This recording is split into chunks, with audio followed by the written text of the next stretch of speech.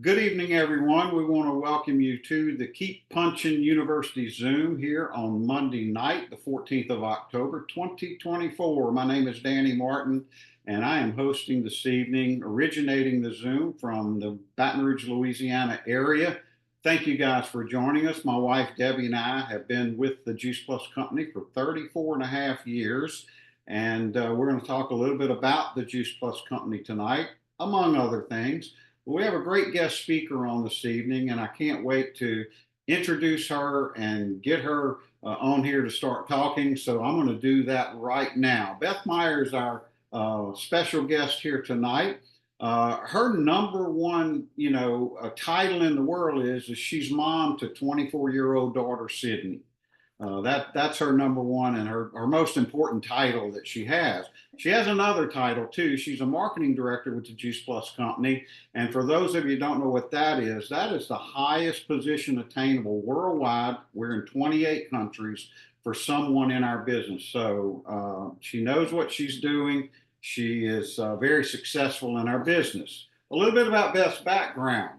Her degrees in education are in psychology, finance, marketing, and sports nutrition. That's a pretty good variety, right? She was a high-level competitive gymnast until she sustained a career-ending injury, and that injury actually resulted in 9 surgeries that she had. Now, this kind of required her to shift her directions, and so after college, while in graduate school, she went on to run her own mortgage company for 17 years. That's interesting. And during that time, as a mortgage broker, Beth coached competitive gymnastics. She started homeschooling her daughter, Sydney. She partnered with the Juice Plus Company. And in 2008, she was able to close that mortgage company down to do what she says in pursuing her lifelong passion of educating others on how to be nutritionally fit as well as financially fit. So I would like to welcome on with us tonight, Beth. Welcome to the Keep Punching Zoom. We're so thrilled to have you this evening. Well, thanks for having me. It's an honor to be on here. And I just have to say before we start, so I know you're a guy. I'm not. I'm a girl, and I can't read the chat and talk at the same time either. So I feel like I'm in good company. All right. Well, that makes me feel better. I appreciate that. I'll take that as a compliment. Well, if I could be even this much like you, I think I'm moving in a great direction. Well, let's start off with this, Beth. I gave you a kind of an introduction. I could have talked more about you and some of your background, but I would like to know if there's anything you can add, maybe where you are from or where you grew up or where you currently reside, that type of thing. Sure. So I am a born and raised New Yorker. I moved out of New York 19 years ago, but I'm still a New Yorker. My daughter, I'm in Connecticut now, and my daughter laughs because when people say, "Where are you from?" I say New York. She's like, "Mom." So once a New Yorker, always a New Yorker. I just happen to live in Connecticut. And I think you covered all of the the basics of kind of where I came from and where it all started and where I am today. And you did hit on some of the big key points of gymnastics being a focal point of my life and being a mom being my single most important title that I will ever have. Yeah. Now, you undoubtedly introduced you about having, background in different areas. Did you go to? I'm assuming you went to college somewhere.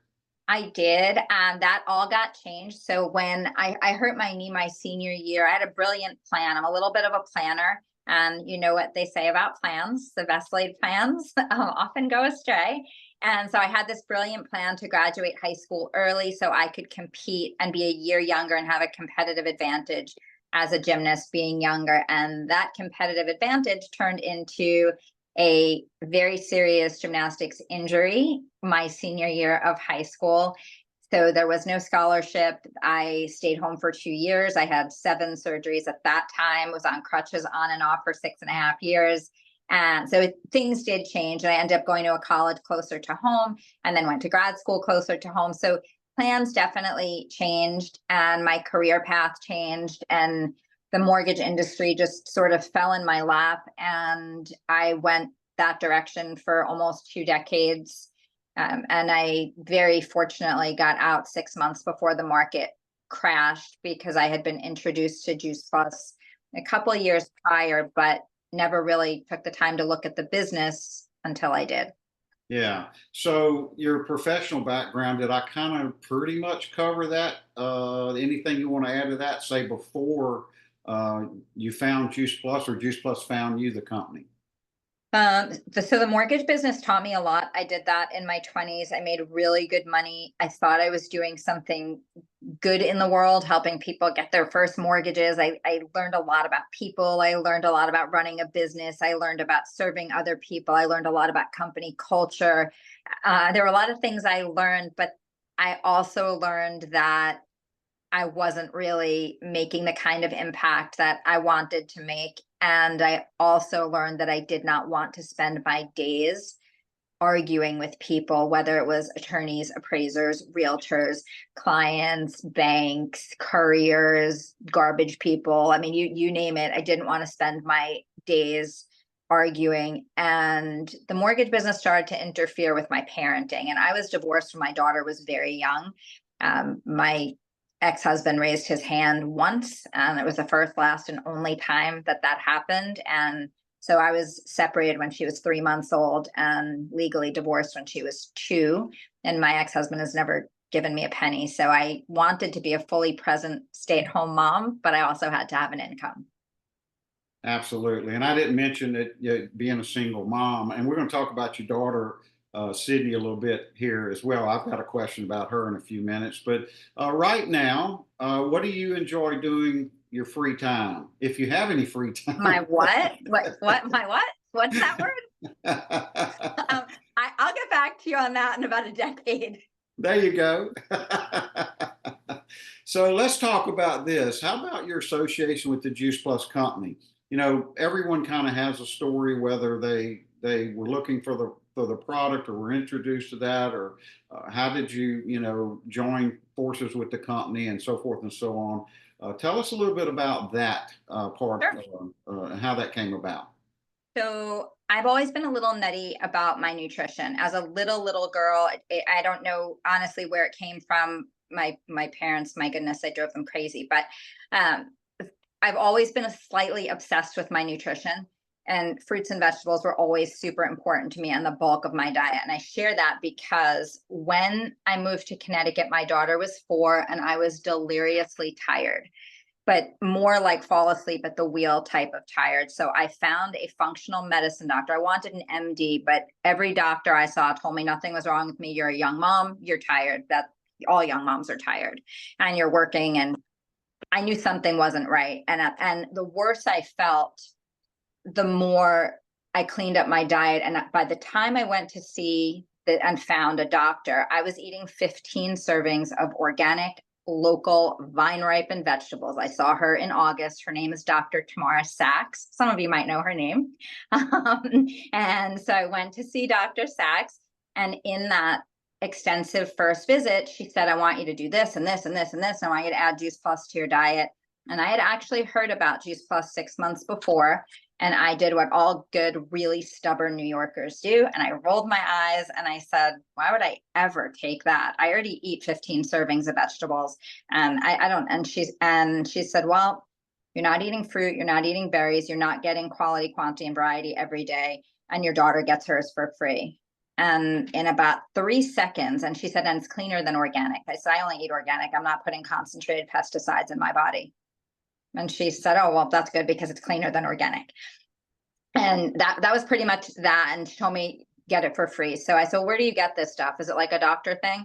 This is exactly how I spoke. And she said, well, you can get it from anybody. You can get it from, you have to get it from an independent.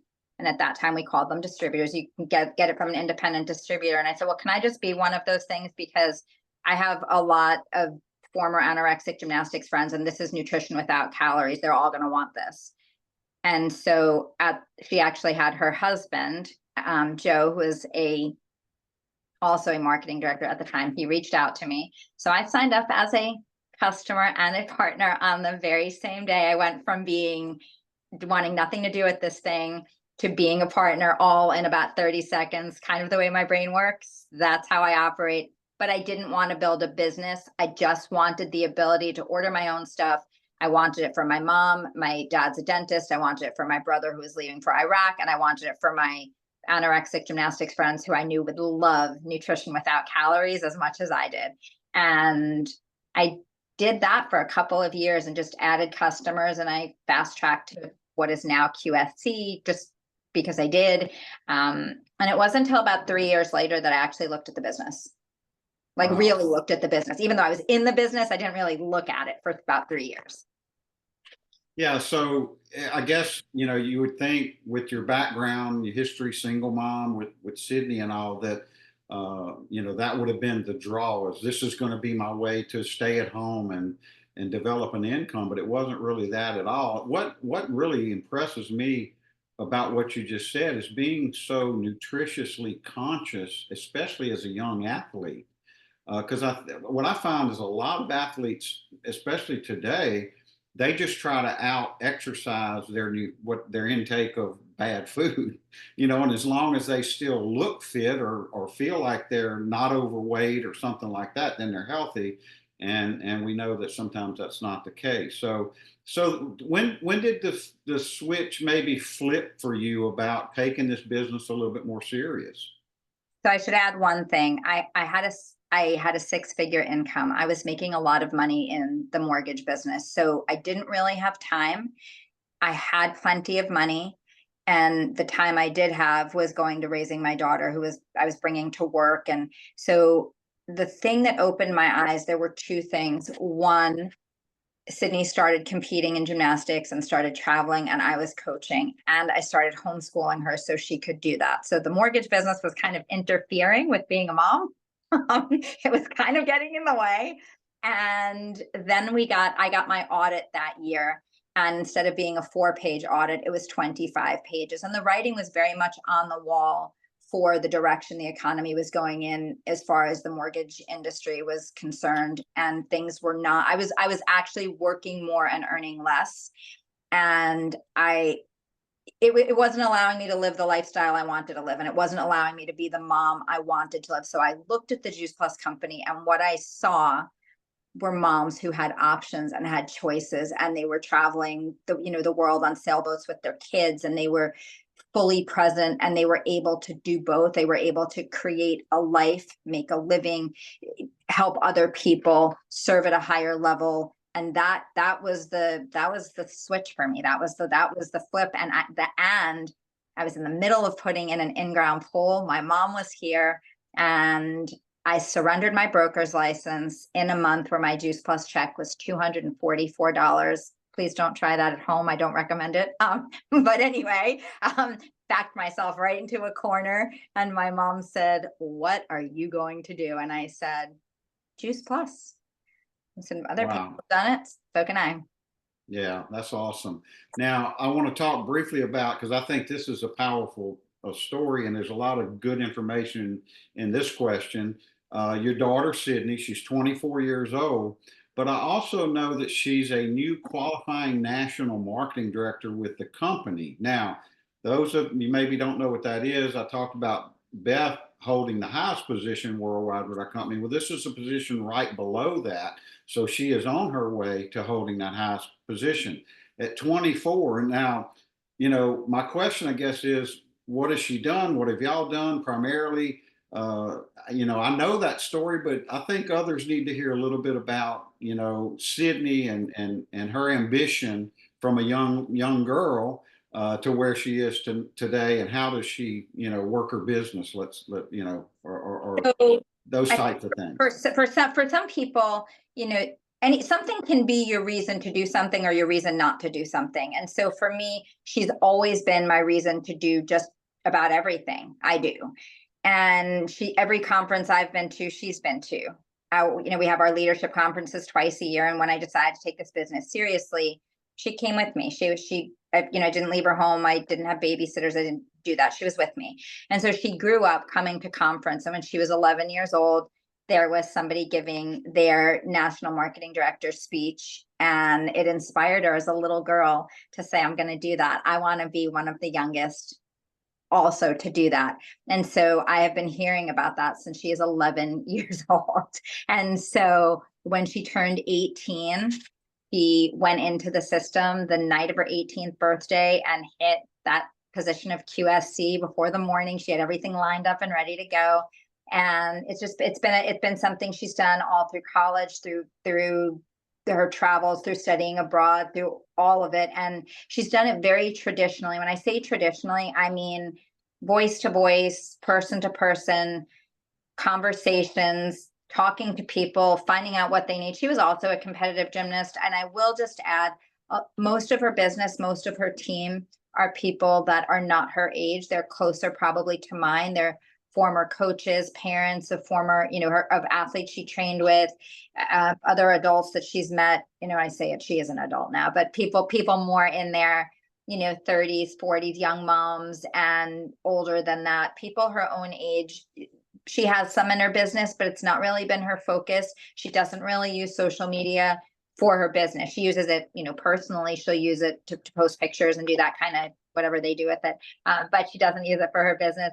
Just really having conversation, and she'll talk to anybody, anywhere. She'll talk to people in the airport, and she loves to travel. She'll talk to people at really anywhere, and she'll make those connections. She'll connect them to me. We'll do three-way calls, and I help where I can, and she does her part. I do my part. Wow. Now that's amazing. I'm assuming she doesn't have a rotary dial phone, right? I mean, a 24-year-old that doesn't use social media or focuses most of their time there. I think that's refreshing myself and needed in today's society. Yeah, she is real. So she only uses it very socially for herself, but she is very turned off to the idea of building her business online. She grew up with some of the legends in our business, you, Terry, Cheryl, Jeff. She grew up hearing the stories of, rotary dial phones and going to in-person events. And there were nights, if she didn't have practice, we would drive 2 hours across the state to go hear a doctor speak. And she's just how she grew up. So it's what's comfortable to her and what she knows. And she's added her own little flair of how she'll do events. Maybe they're a little younger, a little trendier, but still she does them the same as I did.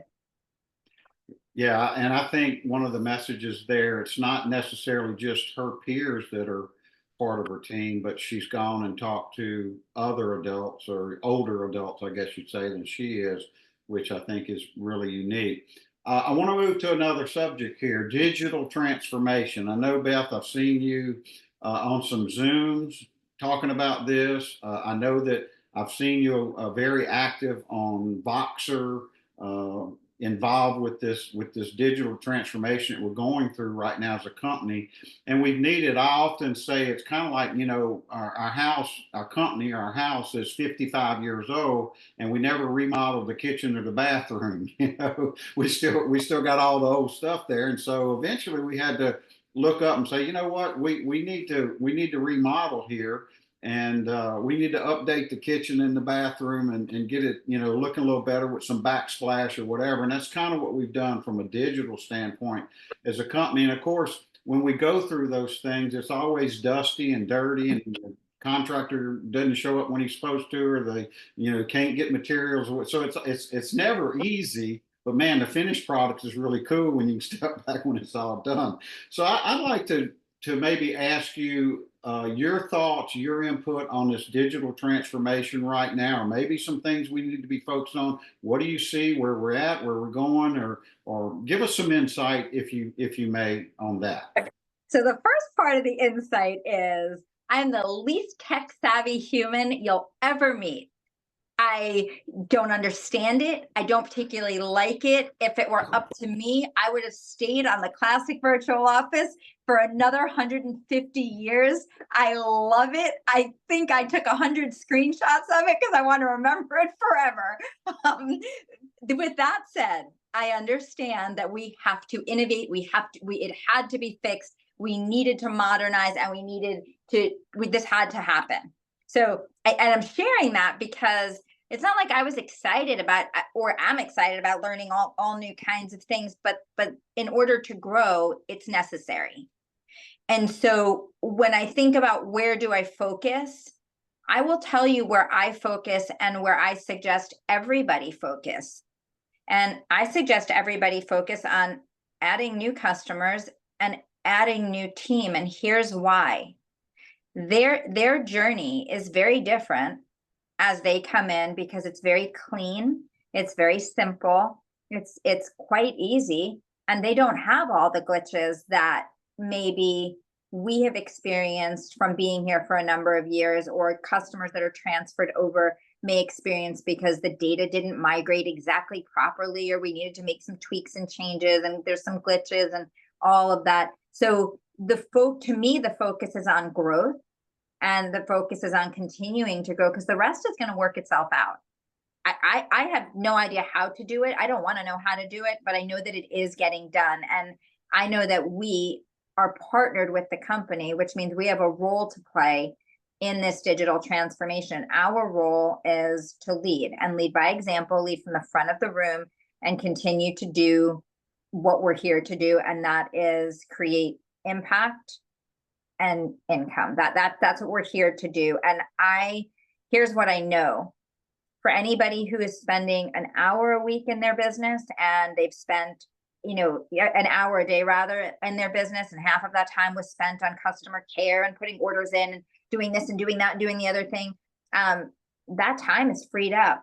That time is time to go impact more people. That time is now free to go serve at a higher level, to be able to do more, serve more, give more, be more, share more. It frees you up to do so many things. The other thing I'll say is we don't need to create problems where there aren't any. So for customers who've been customers for 20 years and their product comes and they're perfectly happy, and they don't need to do anything right now. There's nothing really for them to do. And I would just focus time in a place where it's productive and where we can grow. And I know that when this is done, I just recommend everybody have their seatbelt on, because we are on a rocket ship that is about to take off. And will some people maybe choose to not be here for that? Sure, because that's life. That's just the way those things happen. And then they're going to watch the rocket take off and say, oh man, I probably should have stayed. Because that's where we are, and we're set up for explosive growth. That's what this is giving us the ability to do. We didn't have that ability before because of the constraints of the technology. Yeah, and I can't agree with you more on that, Beth. That and I know we feel like we've gotten into having to manage some things, maybe a little more recently, this last month, and especially. But one of the things that's important is a new person coming on, a new customer coming on, for example. They don't know what we used to have. They don't know what we used to do. It's all new and fresh, like you said, to them. And our experience has been lately that putting a new partner in, or putting in a new customer and that type of thing has been a pretty good, easy process to do. So you think with the customers maybe having to have an account like Amazon, right? We can't control their bank accounts or Amazon, so why should we control their Juice Plus orders? So you feel like that's going to be able to take a little bit of burden off of us as individuals, having to kind of hold their hand like we have over the last 30 years, really? I think it takes a little bit off. I also think it takes a little bit of responsibility. We're living in an age of compliance and regulatory agencies and things that we have to comply with. And having someone's banking information isn't really something that any of us really should be doing. And the one thing I will say is, we can all be a little elastic in our thinking, be a little solution oriented, solution focused. So for someone on here who may be thinking, well, I have a 92-year-old customer, they've been with me for 25 years, they don't have access to technology, what am I going to do? Our company will always have our back. 100% of the time, our company will have our back. And some of there have been glitches, but I can promise you in 20 years, I've had a couple of glitches, and they've been some big ones. Um, and if you want some honesty, I'll share one of them. I was one of the glitches that didn't get paid on time. I was one of the glitches that a paycheck just didn't show up. And I came down for breakfast and my daughter said, "Oh, mom, we got paid." And mom was like, "Nope, mom didn't. I'm glad kid did, but mom didn't." And, I called in and 6 hours later, money was in my account. It was a glitch. It happens. So, and I share that not to be alarming to anybody, but really just to show you the heart of this company. And so, if you have a customer that really needs some help, get them their help they need. And might we lose a customer? We might.